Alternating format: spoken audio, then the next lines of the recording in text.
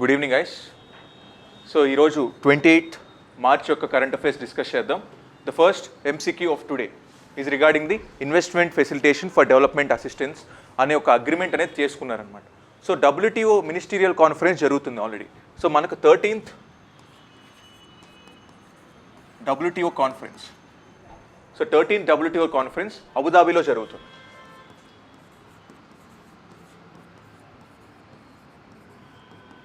ఈ కాన్ఫరెన్స్లో ఈ అగ్రిమెంట్ అనేది అడాప్ట్ చేసుకోవడానికి ట్రై చేశారనమాట. But it is not getting adapted. So adaption జరగలేదన్నమాట. ఎందుకంటే WTOలో ఓవరాల్గా 166 మెంబర్ కంట్రీస్ ఉంటాయి.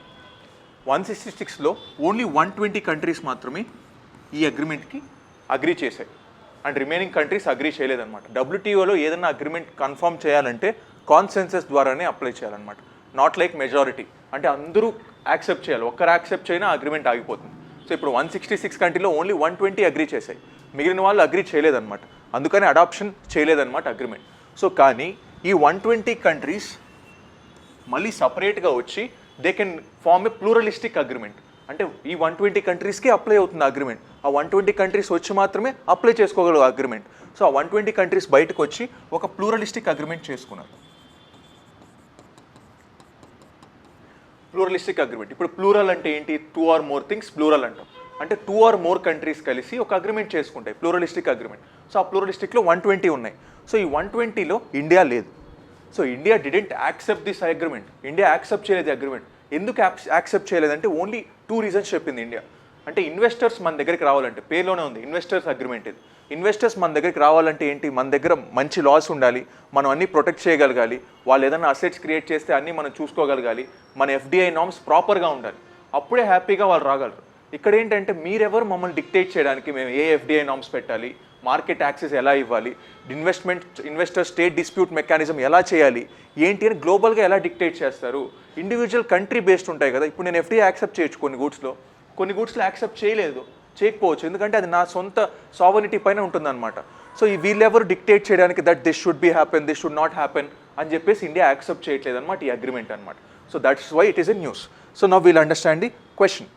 So consider the following statement about investment facilitation for development agreement.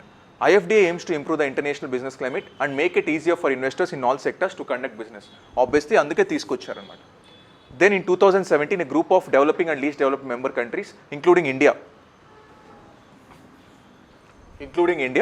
launched an informal dialogue on investment facilitation for development in WTO. India launch చేయలేదు because India is not pro for this agreement. India ఎందుకు launch చేస్తుంది? Obviously India is not pro for this agreement. So obviously this is a wrong statement. Then IFD agreement has been adopted at WTO 13th Ministerial Conference held in Abu Dhabi in 2024. అసలు అడాప్షనే చేసుకోలేదు. It has not been adopted. ఎందుకంటే అందరూ sign చేయలేదు, కాన్సెన్సస్గా అందరూ sign చేయలేదు. ఎందుకు adapt చేసుకుంటారు? Obviously 2 and 3 are incorrect.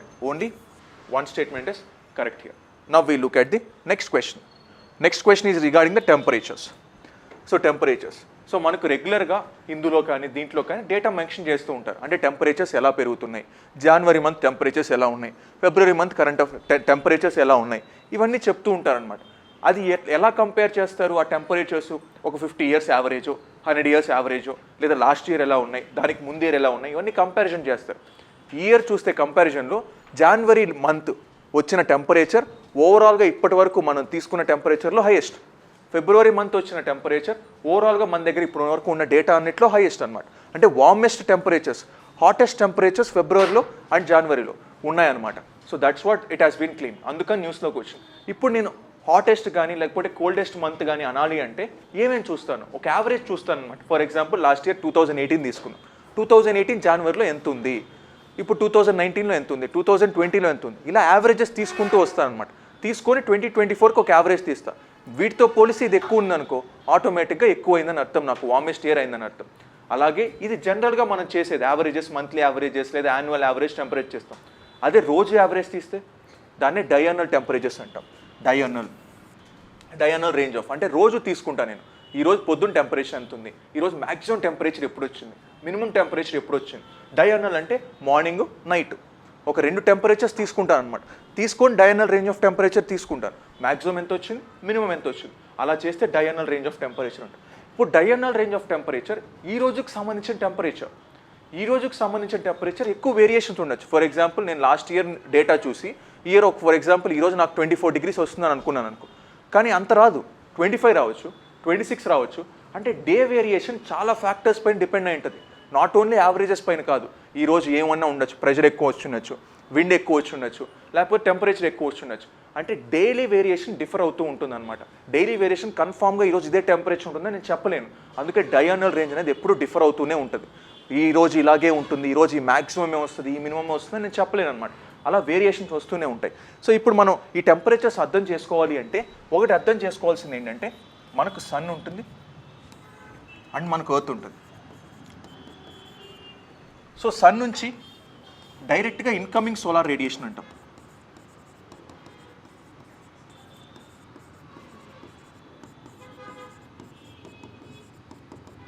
And earth నుంచి వెళ్ళే రేడియేషన్ని అవుట్ గోయింగ్ రేడియేషన్ అంటాం.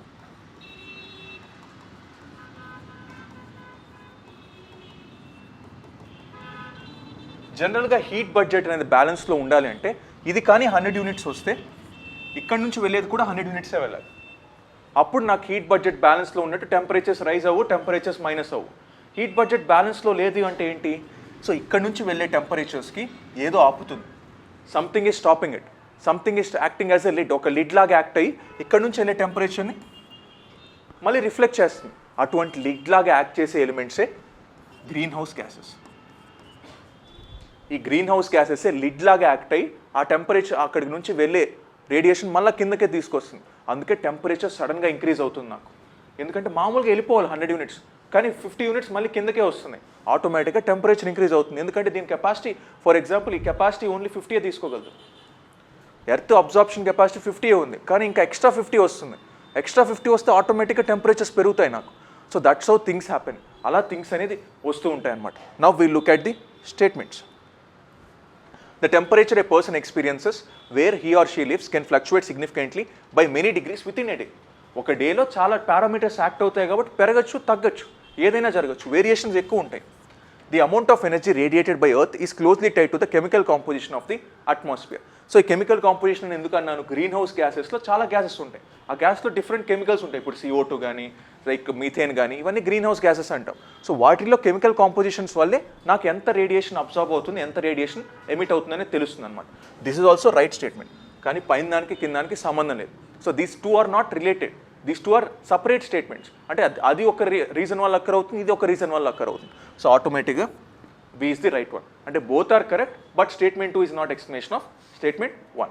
So now we look at the next question of today.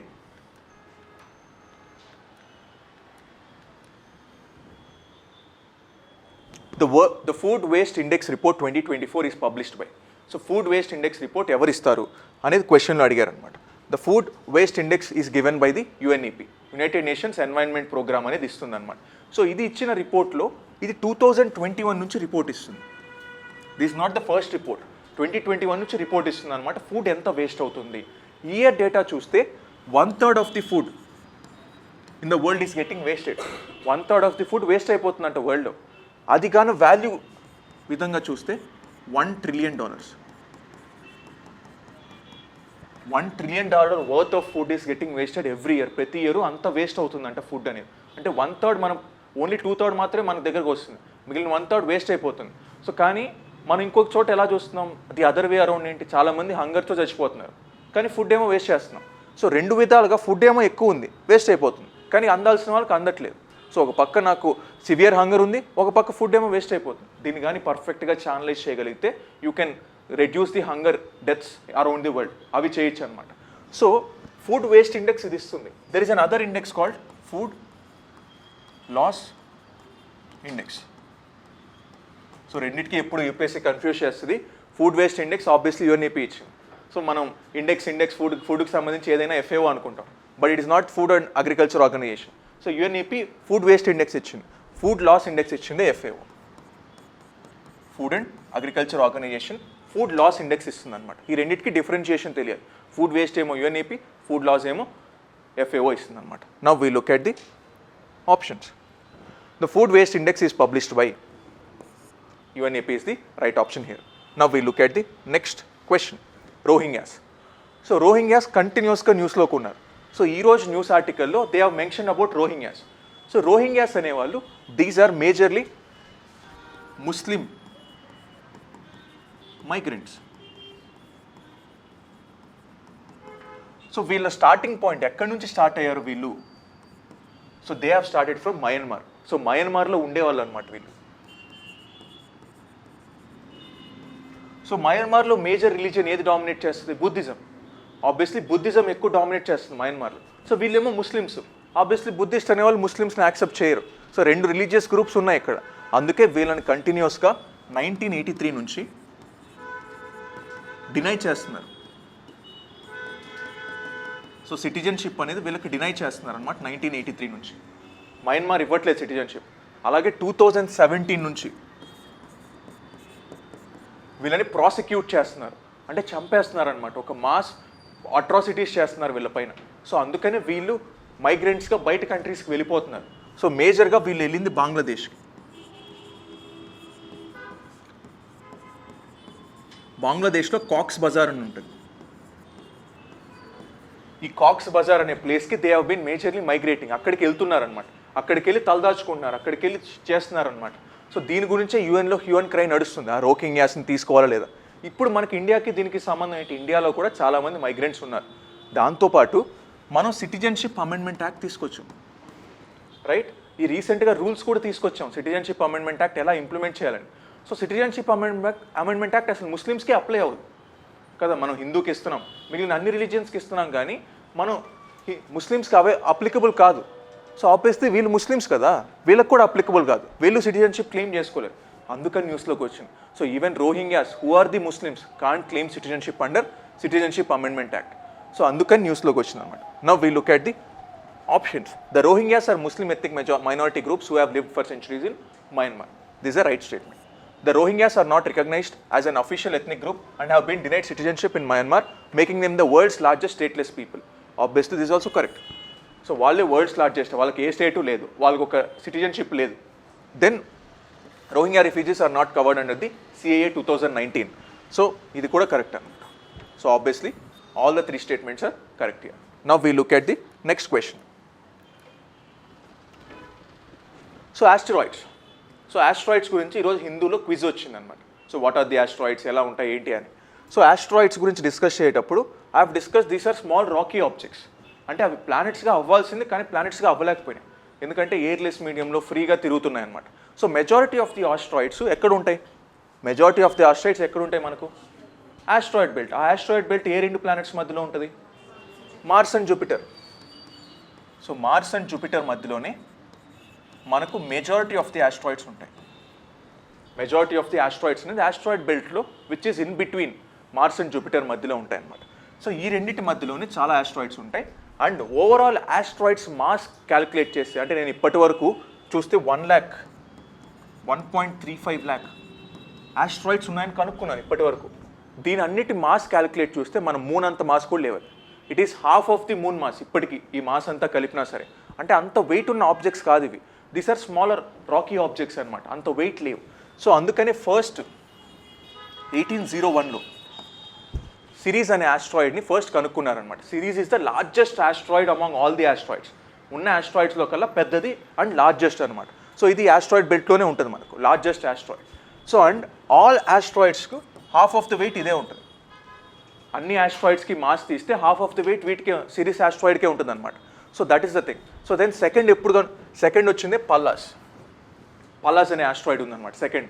Then third వచ్చిందే జూనో. దెన్ ఫోర్త్ వచ్చిందే వెస్టా. సో యూపీఎస్సీ ఏమడుగుతుంది సింపుల్గా? Pallas, Vestas, recently seen in news is related to. కింద options ఏమిస్తుంది? Asteroids, లేదా ఏదైనా internet of things, artificial intelligence, లేదా electric vehicles, ఇటువంటి ఇస్తుంది.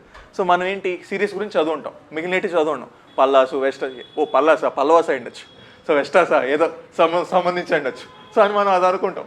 ఆబ్వియస్లీ అప్పుడు ఈజీగా యూపీఎస్సీ చేస్తుంది అనమాట. So now we look at the options. Asteroids are rockies, airless remnants left over from the early formation of our solar system. This is a correct statement. The total mass of all the asteroids combined is less than that of Earth's moon. Obviously, that's a right statement. Ceres is the largest and first discovered asteroid in the beginning of 19th century. 1801 is the beginning of 19th century. Obviously, that's a right statement. So, all the statements are Correct here. Now we look at the next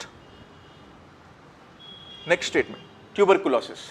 so రీసెంట్గా data ఏం చెప్తుందంటే మనం 2015తో పోలిస్తే 16% TB cases తగ్గించామంట. 16% TB cases తగ్గించామంట. మనం టీబీని ఎప్పటిలోపు ఎలిమినేట్ చేద్దాం అనుకుంటున్నాం. So what is the target of India? ఎప్పటిలోపు మనం టీబీని ఎలిమినేట్ చేద్దాం అనుకుంటున్నాం. సో WHO టార్గెట్ ఏంటి, మన టార్గెట్ ఏంటి? సో మన టార్గెట్ వచ్చింది 2025, WHO టార్గెట్ వచ్చింది 2030. కానీ మనం 5 years ముందే ఎలిమినేట్ చేద్దామని చూస్తున్నాం. But still India is the TB capital of the world. India is the TB capital, అంటే లార్జెస్ట్ టీబీ పేషెంట్స్ ఇండియాలోనే ఉన్నారు. బట్ స్టిల్ మనం 2025 లోపల ఎలిమినేట్ చేస్తాం. So let's see how it goes. So ఇప్పుడు టీబీ వచ్చింది, it is a bacterial disease. So it is a bacterial disease, అంటే bacteria నుంచి కాజ్ చేస్తుంది అనమాట ఈ disease. So mycobacterium, so leprae నుంచి ఎక్కువగా మనం కాజ్ చేస్తాం. సో మైక్రోబ్యాక్టీరియం ట్యూబర్కులోసిస్ అంటాం దాన్ని. సో టీబీ నుంచి కాజ్ అవుతుంది. సో బ్యాక్టీరియల్ డిసీజ్ అనమాట. ఇది డ్రాప్లెట్స్ ద్వారా, ఈ డ్రాప్లెట్స్ ద్వారా ఎక్కువ ట్రాన్స్మిట్ అవుతుంది అనమాట. And there are 2 types of TBs ఎప్పుడైనా ప్రెజెంట్ ఉంటాయన్నమాట. So there are 2 types of TBs. So one is general TB and other one is latent TB. So general టీబీలో ఏంటంటే నీకు సిమ్టమ్స్ ఉన్నాయని తెలుస్తుంది. You know these are the symptoms, నాకు symptoms వచ్చాయి, లేదా నాకు తెలుస్తుంది సిమ్టమ్స్ అంటే దగ్గు ఎక్కువ రావడం, ఇవన్నీ రావడం. ఇది ఎక్కువగా లంగ్ని ఎఫెక్ట్ చేస్తుంది. లంగ్ని ఎఫెక్ట్ చేస్తుంది అనేది మిగిలిన వాటిని ఎఫెక్ట్ చేయదని కాదు. కిడ్నీని ఎఫెక్ట్ చేయొచ్చు, దేనైనా ఎఫెక్ట్ చేయొచ్చు. మేజర్గా లంగ్ని ఎఫెక్ట్ చేస్తుంది. అందుకే దీన్ని పల్మనరీ డిసార్డర్ అంటారు ఎక్కువగా. సో పల్మనరీ డిసార్డర్ అంటారు. సో లేటెంట్ టీబీ అంటే సిమ్టమ్సే కనిపించవు, అంటే నీకు అసలు సిమ్టమ్స్ ఉన్నట్టే నీకు తెలియదు. నీ లోపల ఉండొచ్చు, నీకు సిమ్టమ్స్ ఉన్నట్టే తెలియదు. సో సిమ్టమ్స్ లేకపోతే ఇంకొకరికి ట్రాన్స్మిట్ కూడా చేయలేవు కదా నువ్వు. నీకే సిమ్టమ్స్ లేవు, ఇంకొకరికి ఎవరు ట్రాన్స్మిట్ చేస్తావు. So latent TB is not transmissible, transmit చేయలేము. నీకు హెరిడిటరీగా వచ్చి ఉండొచ్చు, ఎలాగైనా వచ్చి ఉండొచ్చు. సో కాబట్టి 5 to 10% of the TB cases మాత్రమే ట్రాన్స్మిసిబుల్ కేసెస్ ఉంటాయి. మిగిలినటువన్నీ నాన్ ట్రాన్స్మిసిబుల్లే ఉంటాయి అన్నమాట. So TB cases. Now we look at the options. So every person who gets infected with TB bacteria is in contagious to transmit it. అంటే ప్రతి ఒక్కరూ transmit చేయాలని rule ఏం లేదు, ఎందుకంటే లేటెంట్ టీబీ కేసెస్ కూడా ఉంటాయి కాబట్టి. Only a small portion of population who gets infected with TB bacteria will get the TB disease and symptoms. Only 5 to 10% వాళ్ళకి మాత్రమే సిమ్టమ్స్ తెలుస్తాయి, మిగిలిన వాళ్ళకి సిమ్టమ్స్ తెలియదు అనమాట. So that is the thing. So both the statements are true here. Now we look at the next question. So sovereign green bonds గురించి question ఇచ్చాడు. It is about the sovereign green bonds. Sovereign green బాండ్స్కి ఏది eligible అవుతుంది, ఏది eligible కాదు అనే question ఇచ్చారనమాట. Now look at the question. So అసలు గ్రీన్ బాండ్స్ అంటే, అసలు బాండ్ అంటే ఏంటి నార్మల్గా? సో నార్మల్గా నేను ఒక మామూలు మనిషిని, నాకు ఏదో ఒక డబ్బులు కావాలి, మీ దగ్గర నుంచి డబ్బులు తీసుకున్నా. సో మీరు ఇంత ఇంట్రెస్ట్ అంటారు, నాకు 2% ఇంట్రెస్ట్కి ఇవ్వండి అంటాను నేను. సో నేను డబ్బులు తీసుకుంటా, బాండ్ రాసిస్తాను మీకు. ఏమని, నేను ఇన్ని రోజుల్లో మీకు క్లియర్ చేస్తాను, 1 yearలో క్లియర్ చేస్తాను, ఇంత ఇంట్రెస్ట్ రేట్తో సహా ఎక్స్ట్రా ఇస్తానని క్లియర్ చేస్తాను. ఇక్కడ కూడా బాండ్ అంతే. సో ఇక్కడ బాండ్ తీసుకునేది ఎవరు? బాండ్ తీసుకునేది ఇన్వెస్టర్. బాండ్ ఇచ్చేది ఎవరు? గవర్నమెంట్ ఇస్తుంది. అందుకే సావరిన్ అన్నాం. సావరిన్ అంటే ఏంటి? ఒక సావరిన్ బాడీ ఇస్తుంది, లైక్ గవర్నమెంట్. సో సావరిన్ ఇచ్చింది, సో గవర్నమెంట్ బాడీ ఇచ్చింది. అందుకే సావరిన్ గ్రీన్ బాండ్ అన్నాం. గ్రీన్ అని ఎందుకు వచ్చింది? బికాస్ గ్రీన్ ప్రాజెక్ట్స్కి మాత్రమే నేను తీసుకున్న అమౌంట్ని యూస్ చేస్తాను. నేను గవర్నమెంట్ కదా, నేను ఎక్కడైనా ఇన్వెస్ట్ చేయొచ్చు. గ్రీన్ ప్రాజెక్ట్స్కి మాత్రమే నేను ఇన్వెస్ట్ చేస్తాను. అందుకని సావరిన్ గ్రీన్ బాండ్ అన్నాం. సో సేమ్ ఇక్కడ ఇష్యూయర్ ఎవరు? It is the government. Investor ఎవరైనా అవ్వచ్చు, మనము అవ్వచ్చు, ఎవరైనా అవ్వచ్చు, ఎవరైనా కొనుక్కోవచ్చు ఆ బాండ్ని. సో దెన్ దాన్ని దేనికి యూజ్ చేస్తుంది? అక్కడ నుంచి వచ్చిన డబ్బులంతా ఓన్లీ గ్రీన్ ప్రాజెక్ట్స్కి మాత్రమే యూజ్ చేస్తుంది. అందుకే సావరిన్ గ్రీన్ బాండ్స్ అన్నాం అనమాట. Sovereign green bonds. So sovereign green బాండ్స్కి గ్రీన్ బాండ్స్ ఫ్రేమ్వర్క్ అని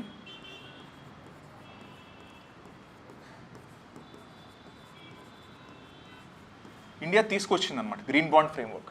ఈ గ్రీన్ బాండ్ ఫ్రేమ్వర్క్ ఎవరు తీసుకొచ్చారు అంటే department of economic affairs, department of economic affairs, ministry of finance. Ministry of finance తీసుకొచ్చింది గ్రీన్ బాండ్స్ ఫ్రేమ్వర్క్. అంటే ఎలా చేయాలి, గ్రీన్ బాండ్స్ ఏవే ప్రాజెక్ట్స్కి అప్లికబుల్ అవుతుంది, ఏ ప్రాజెక్ట్స్కి అప్లికబుల్ కాదు అనే ఒక ఫ్రేమ్వర్క్ తీసుకొచ్చింది అనమాట మన government of India. So now we look at the thing, దేనికి అప్లికబుల్ అవుతుంది, దేనికి అప్లికబుల్ కాదు అని. సో రెన్యూవబుల్ ఎనర్జీ ఆబ్వియస్లీ ఇది గ్రీన్ ప్రాజెక్టే. క్లీన్ ట్రాన్స్పోర్టేషన్ అంటే నేను ట్రాన్స్పోర్టేషన్ క్లీన్గా చేస్తే అవన్నీ. సో ఇది గుర్తుపెట్టుకోవడం కన్నా ఏవి కాదో గుర్తుపెట్టుకోవడం ఈజీ. సో ఏవి కాదు అంటే న్యూక్లియర్ పవర్ జనరేషన్ తీసుకురారు ఈ ప్రాజెక్ట్లోకి. దెన్ డైరెక్ట్ వేస్ట్ ఇన్సినరేషన్ అంటే నేను చివరికి ఆ వేస్ట్ని కాల్చేయడం. ఇన్సినరేషన్ అంటే సింపుల్గా నేను అగ్గి పెట్టేస్తాను వేస్ట్ని. ఇప్పుడు బయట చూస్తూ ఉంటారు చెత్తనంతా కాల్ చేస్తూ ఉంటారు. సో దాన్ని ఇన్సినరేషన్ అంటాం. సో ఆ ఇన్సినరేషన్ కూడా రాదు. Then hydro power plants larger than 25 megawatt, less than 25 megawatts వస్తాయి, లార్జర్ దాన్ 25 మెగావాట్స్ రావు. సో అవి మేజర్గా గుర్తుపెట్టుకోవాల్సింది అనమాట. Now we look at the options. So how many of the above projects are eligible for issuance of sovereign green bonds by the government of India to finance or refinance expenditure incurred on them? Obviously nuclear power plants, rao, they are not eligible. Then direct waste incineration, avi rao. Then hydropower projects larger than 25 megawatts, avi rao. So water efficient irrigation system ostadi, flood defensive systems ostadi. So only 2 statements are correct here. Only 2 is correct here. Now we look at the next question. So government securities. ఇది న్యూస్లోకి ఎందుకు వచ్చిందంటే because financial year 25కి సంబంధించి first quarter of financial ఇయర్లో ఎంత borrowings తీసుకోవాలని government of India ప్రతి year ఒక figure release చేస్తారు. ఈ ఇయర్ ఎంత తీసుకోవాలనుకుంటుందంటే 14 lakh crores అనేది బారోయింగ్స్ ద్వారా తీసుకోవాలనుకుంటుంది. 14 lakh crores. సో ఈ 14 lakhలో 7 lakhs అనేది డేటెడ్ సెక్యూరిటీస్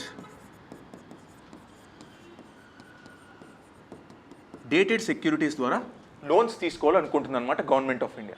సో అసలు సెక్యూరిటీస్ అంటే ఏంటి, గవర్నమెంట్ సెక్యూరిటీస్ అంటే ఏంటి? So now will discuss. So government securities ఎప్పుడైనా 2 types ఉంటాయన్నమాట. సో ఇప్పుడైతే 3 types వచ్చాయి. So one is short term, the other one is long term.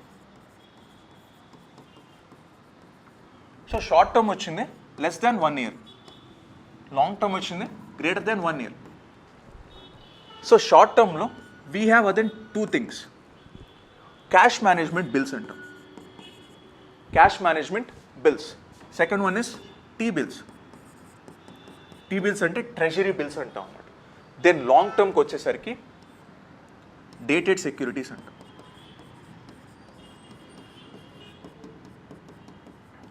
So dated securities అంటే ఒక డేట్ మెన్షన్ చేస్తాం, అంటే ఎన్ని ఇయర్స్ అని. సో మనకి ఇప్పటి వరకు 3 years నుంచి 50 years వరకు డేటెడ్ సెక్యూరిటీస్ ఇవ్వచ్చు. According to the RBI act ఇంతవరకు ఇవ్వచ్చు అనమాట, 3 years నుంచి 50 years వరకు. సో క్యాష్ మేనేజ్మెంట్ బిల్స్ అనేది లెస్ దాన్ 91 days సెక్యూరిటీస్ ఇవ్వాలి అంటే క్యాష్ మేనేజ్మెంట్ బిల్స్కి వెళ్తాను. సో అదే, సో 91 days, దెన్ 242 days, 364 days ఇటువంటివి ఉండాలంటే I go for the T bills. So 184 days. So ఇటువంటివి కావాలంటే I go for the T bills, అంటే 91 days సెక్యూరిటీ, దాని తర్వాత డబ్బులు ఇచ్చేయాలి. 184 days సెక్యూరిటీ, దాని తర్వాత డబ్బులు ఇచ్చేయాలి. సో ఇలా ఉంటుందన్నమాట. దెన్ టీ బిల్స్కి వచ్చేసరికి ఇంకొక మేజర్ థింగ్ ఏంటంటే, సో ఇవి నార్మల్గా ఫర్ ఎగ్జాంపుల్ ఈ టీ బిల్ యొక్క కాస్ట్ 100 rupees అనుకున్నాం. సో నేను 100 rupees ఇచ్చి కొనుక్కోవాలి దాన్ని. నాకు ఒక 3 months తర్వాత లేకపోతే 90 days తర్వాత మళ్ళీ నాకు 100 rupees వచ్చేస్తుంది. అప్పుడు నేను ఎందుకు కొనుక్కుంటాను? ఐ డోంట్ బై ఇట్ కదా, నాకు 100 rupees వస్తుంది, మళ్ళీ నేను ఎందుకు కొనుక్కుంటాను? సో ఇది డిస్కౌంట్లో ఇస్తారు, అంటే 97 rupees ఇస్తారు. డిస్కౌంట్లో ఇస్తారు, 97 rupeesకే ఇస్తారు. నెక్స్ట్ నేను మళ్ళీ దాన్ని తీసుకునేటప్పుడు 100 రూపాయలు తీసుకుంటాను, అంటే 3 రూపాయలు లాభం నాకు. సో అలా తీసుకుంటా. It is given at discount, face వాల్యూలో ఇవ్వరు. దీన్ని ఫేస్ వాల్యూ అంటారు, దీన్ని డిస్కౌంటెడ్ వాల్యూ అంటారు. అంటే డిస్కౌంట్లో ఇస్తారు దాన్ని, ఫేస్ వాల్యూలో ఇవ్వరు అనమాట టీ బిల్స్కి వచ్చేసరికి. Then long term government securities central government and state governments రెండు ఇవ్వగలదు. Short term only central government మాత్రమే ఇవ్వగలదు. స్టేట్ గవర్నమెంట్స్కి పవర్స్ లేవు షార్ట్ టర్మ్లో తీసుకోవడానికి, వాళ్ళు లాంగ్ టర్మ్లోనే తీసుకోవాలన్నమాట. ఆ డిఫరెన్స్ అనేది గుర్తుపెట్టుకోవాలి. Now we look at the, so ఇప్పుడు చూడండి 3 years, 5 years, 7 years, 10 years, up to 50 years.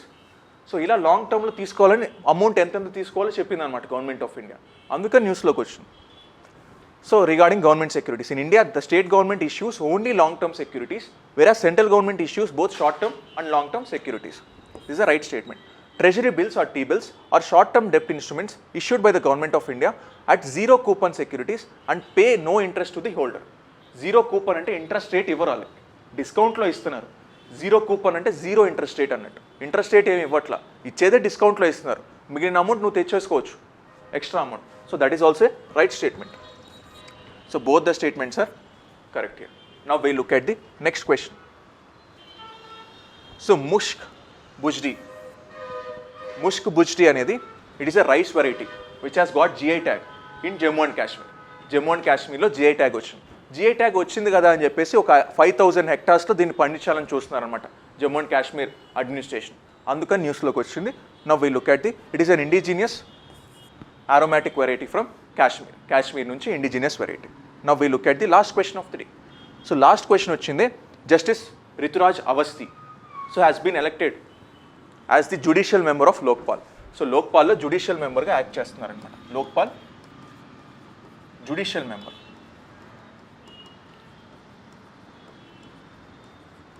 Judicial మెంబర్గా కొత్తగా ఎలక్ట్ అయ్యారనమాట. అందుకని న్యూస్లోకి వచ్చింది. సో లోక్పాల్ యాక్ట్ అనేది 2013లో తీసుకొచ్చారు. బట్ ఎప్పటి నుంచి ఇది యాక్టివ్ అయిందంటే 2014 నుంచి నాకు ఫోర్స్లోకి వచ్చింది. 2014 నుంచి ఫోర్స్లోకి వచ్చింది. లోక్పాల్ ప్లస్ 8 మెంబర్స్ ఉంటారు. 8 మెంబర్స్లో 50% జుడిషియల్ మెంబర్స్ ఉంటారు. ఆ జుడిషియల్ మెంబర్స్లోనే ఈయన తీసుకున్నారనమాట. సో వీళ్ళకి ప్రెసిడెంట్ అపాయింట్ చేస్తారు వీళ్ళని with the tenure of 5 years or 70 years which is earlier. So 5 years tenure ఉంటుంది, ఆయనకి 70 years అయిపోయిన తర్వాత కూడా ఆయన టెన్యూర్ అయిపోతుంది అనమాట. Then conditions, the conditions of service of Lokpal వచ్చింది మనకు CJA కండిషన్స్తో సేమ్గా ఉంటుంది. అండ్ మెంబర్స్కి వచ్చింది జడ్జెస్ ఆఫ్ సుప్రీం కోర్టుతో సమానంగా వీళ్ళని చూస్తారనమాట. So judges of the supreme కోర్టుతో సమానంగా వీళ్ళని చూస్తారు. లోక్పాల్ మాత్రం CJAతో సమానంగా చూస్తారనమాట. కండిషన్స్ కానీ, సర్వీసెస్ కానీ, శాలరీస్ కానీ, ప్రెస్టేజ్ కానీ, ఇవన్నీ వాళ్ళకి కామన్గా ఉంటాయి అన్నమాట. So that's the thing we need to understand. Now we look at the question. The Lokpal and Lokayukta act came in to force in 2014 and has been amended only once in 2016. So this a right statement. ఒక్కసారి మాత్రమే amend చేశారు 2016 నుంచి. The Lokpal consisting of chairperson and 8 members, out of whom 50% are judicial members. This is a correct statement. The chairperson and the members are appointed by President of India by the warrant under his hand and seal. Is also right statement. So all the 3 statements are correct here. So anni correct anamata. So this is the question for today. We'll meet again guys. See you.